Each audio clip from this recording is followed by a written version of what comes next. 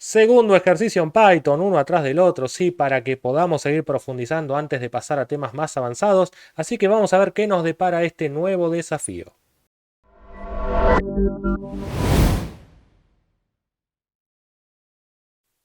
En la descripción del video encontrás este documento donde vas a ver qué conceptos vamos a aplicar, tenés enlaces individuales a cada uno de ellos o por qué no el enlace directo a la playlist donde tenés todo ordenado, todo el detalle. Por otra parte, el ejercicio que vamos a generar lo vas a poder descargar desde el siguiente enlace, también el video que estás viendo. En definitiva, tenés todo lo necesario para que puedas recrear esto que estás viendo y ahora sí vamos a ver qué depara este enunciado.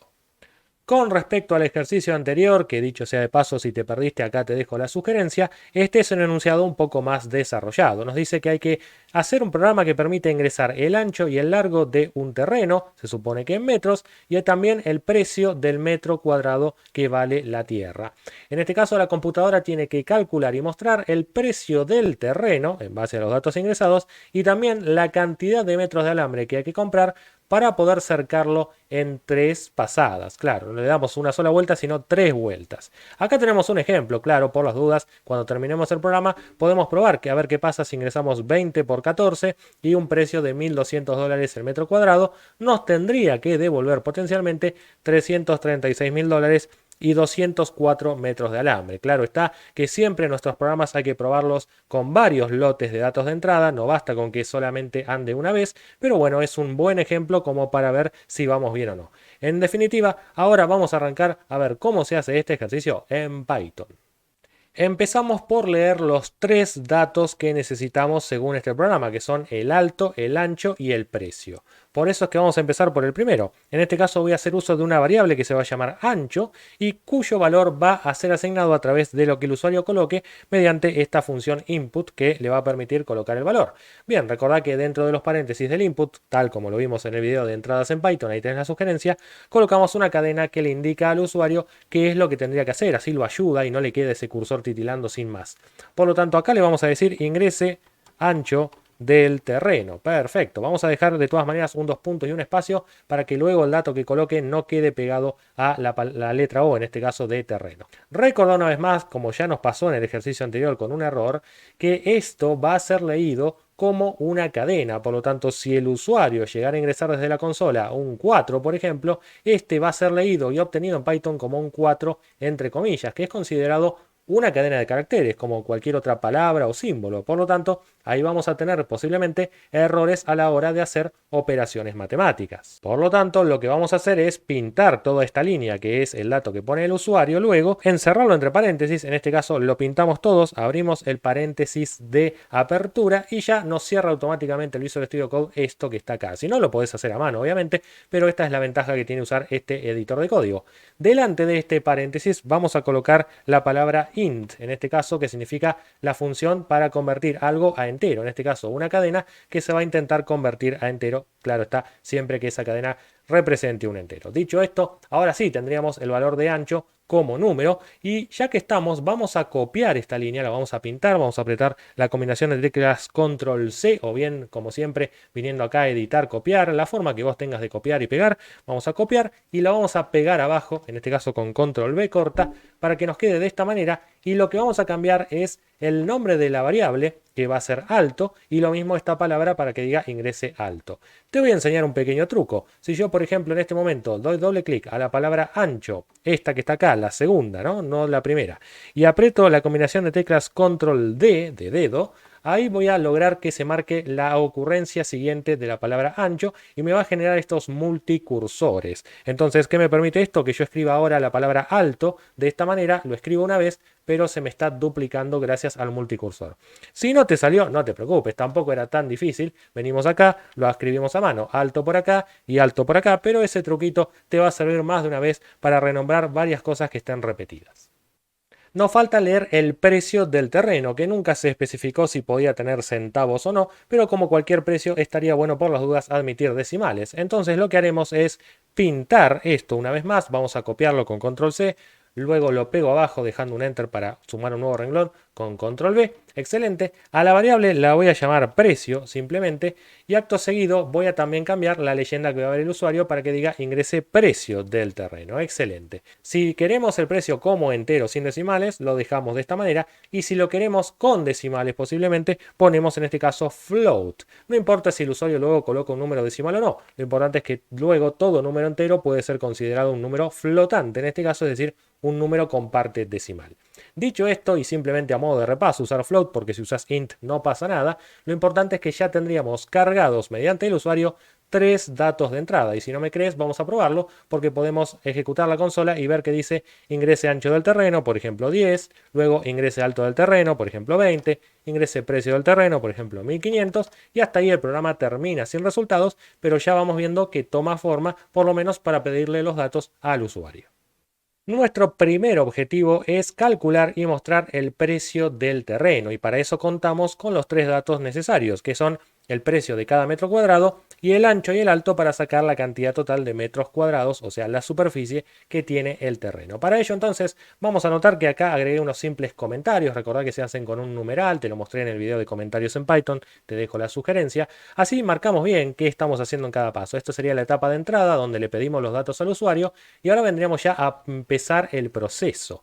O sea que primero podríamos arrancar por la superficie, es decir, voy a hacer una variable que se llame superficie, y la superficie de todo rectángulo, por si no lo sabes, es un poco de geometría de nivel primario, es simplemente hacer el ancho por el alto. Perfecto, hasta ahí entonces tendríamos el valor de la superficie, y si a eso a su vez lo multiplicamos por el precio, obtendríamos el precio del terreno. Claro, esta variable precio suena un poco ambigua, entonces vamos a decir que esta es la variable precio-m2 para que quede claro que este es el precio de cada metro cuadrado. De esta manera, ahora vamos a hacer una nueva variable que se llame precio-terreno, y entonces va a quedar muy claro que el precio del terreno será la superficie de ese terreno multiplicado con el asterisco, te lo mostré en el video de operadores aritméticos, también tenés la sugerencia, lo multiplicamos en este caso por el precio del metro cuadrado, que es esta variable precio-m2. Hasta ahí entonces tendríamos el precio del terreno, y si bien es cierto que podríamos continuar procesando lo que falta, tampoco es que hay que seguir un gran orden, sino que ya podríamos intentar mostrar esto en la salida para ver si al menos ese primer resultado es coherente antes de pasar al segundo objetivo.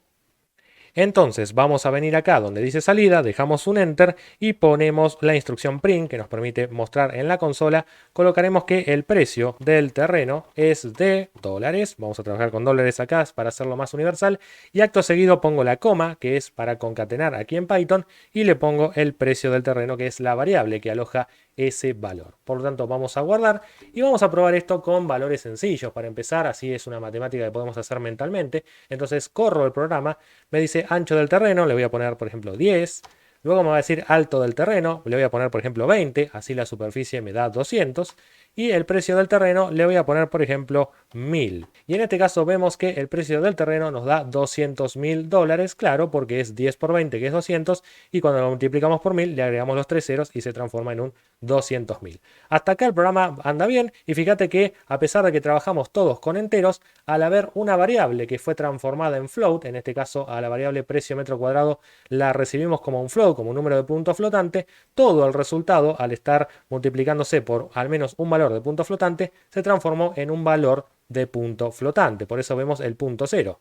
Si no te gusta ese punto cero, puedes hacer lo mismo que hacías con las variables. En este caso, para esto que estás viendo acá, precio del terreno, encerrarlo entre paréntesis y ponerle el int adelante. Eso lo va a transformar en un entero, al menos en ese instante, y si querés que siempre sea un entero a partir de ahora, bien lo podés hacer con toda esta expresión antes de asignársela a la variable. O sea, poniendo todo esto acá y con el int adelante, toda esta cuenta se transforma en entero, o sea, le quita la parte decimal. Todo eso queda a tu criterio, es una cuestión más que nada por ahora estética.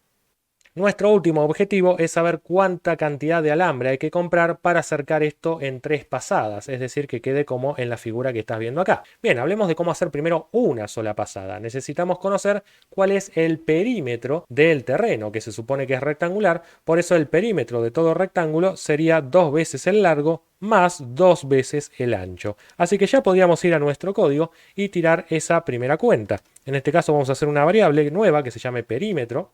Recordá que acá en Python no hace falta definir variables, simplemente con asignarles un valor ya se establecen. Dicho esto, perímetro va a ser igual, como dijimos, a 2 veces el ancho, o sea 2 por ancho, y lo vamos a sumar 2 veces el alto. Te dejo ahora como desafío, como algo para que vos pienses, si sería necesario ahora colocar paréntesis en esta expresión o simplemente puede quedar así. Tomate unos segundos, pensalo. Por ahora yo lo dejo así y después vemos. Ya tengo el perímetro y ahora tengo que saber cuánto alambre comprar.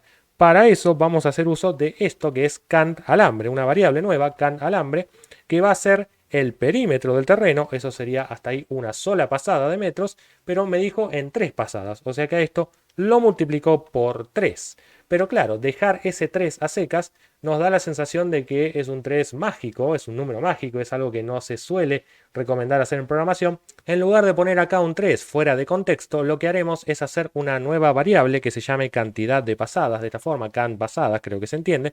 Le asignamos el valor 3 y ahora reemplazamos entonces ese 3 que está ahí abajo por el llamado a la variable cantidad de pasadas, que claro, termina siendo lo mismo, pero la legibilidad del código y el contexto de las cosas ha mejorado sustancialmente porque ya no tenemos un número 3 que incluso pueda llegar a cambiar y lo tenemos que buscar disperso por allí, sino que ahora tenemos un código más legible, más mantenible y más entendible.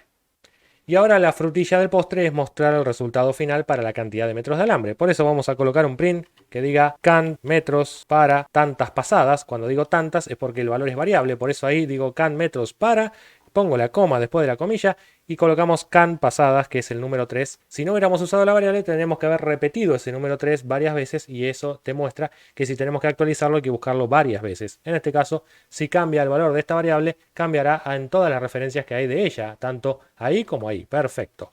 Cantidad de metros para esas pasadas, pero añadimos ahora literalmente la palabra pasadas, así queda cantidad de metros para tantas pasadas, perfecto. A continuación vamos a colocar un 2 puntos dentro de la comilla porque ya se vendría el resultado. Vamos a poner una coma, ponemos el resultado que es cant alambre y para que quede claro que hablamos en metros, vamos a concatenar una vez más una cadena que simplemente muestre la M y el punto, que es la abreviatura de los metros. Dicho esto, vamos a probar el programa y vamos, ¿por qué no?, a ver cuáles eran los resultados que se esperaba según el ejemplo del enunciado. Según el enunciado, si ingresamos 20, 14 y 1200, nos tiene que devolver 336.204 metros de alambre. Bien, vamos a copiar esta oración, la pintamos, hacemos control C para copiar y nos la vamos a llevar al código, pero claro, lo tenemos que poner con un numeral primero porque es un comentario, si no va a haber errores de sintaxis.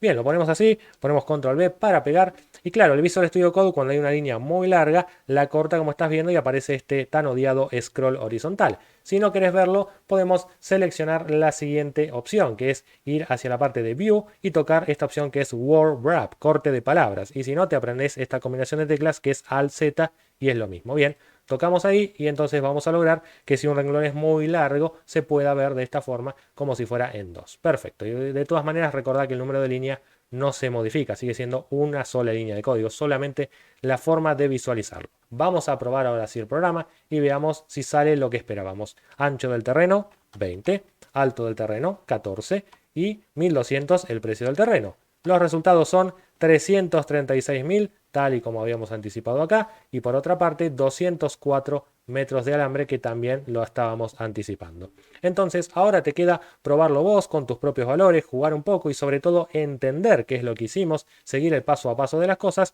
y una vez más vamos a continuar luego con ejercicios más avanzados. Recordá que en la descripción del video tenés todo lo necesario para encontrarte con este ejercicio resuelto, con el enunciado y también con otros ejercicios para que puedas practicar y seguir profundizando en este aprendizaje del lenguaje Python. Si te gustó este video, dale un like, deja tu comentario, compartilo, suscríbete al canal, activa la campanita y seguime en las redes sociales.